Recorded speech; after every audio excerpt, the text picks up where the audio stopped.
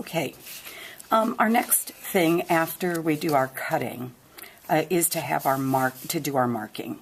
And if you notice on your grade sheet, you need to mark the clip dots with chalk pencil or pencil on the wrong side of the fabric, and then we're going to label all of the pieces with some masking tape so that we know which one is which. We have a lot of them that are the same color, and this will help us out. So the first thing that we're going to do, we're going to take the big piece, and remember we're only going to mark the dots that are up at the top, like this one here, and then this one that is right here. And to mark this, to be really accurate, what we're going to do is we're going to take a pin out, and I'm going to stick it right through the center of that dot, and then I'm going to take a couple more pins out. I'm going to fold it open so that I have the layers in between. Remember, this is the wrong side of the fabric, so we want our marks to be on the wrong side. So I'm going to fold it back, and right where the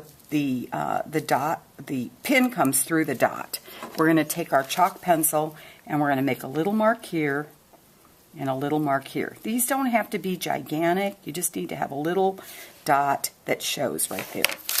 And then I'm not repinning, because if you repin, then I have to unpin it to check you. So just whatever pins you take out, don't put them back in. And then I'm going to do the other one. Again, I'm going to flip it over so I'm on the center layers. And I'm going to make a little dot, okay, on each one.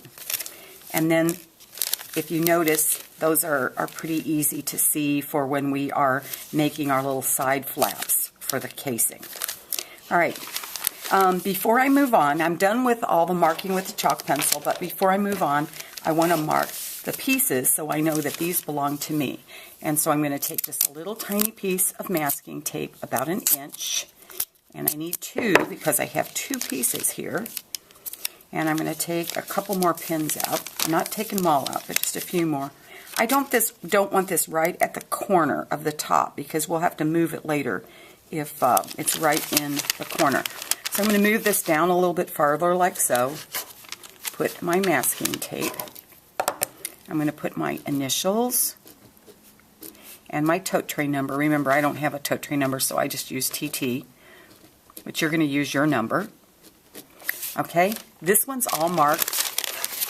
I have a couple more ones to do. These are my little loops. I need to mark both of these, so I'm going to take a couple of pins out so I can get in between. Remember, the inside is the wrong side, and that's where we want our tape.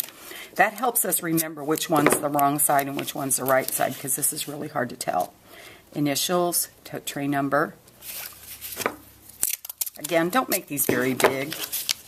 We just need something that's big enough to put your initials and your tote tray number on. All right, remember, don't repin it.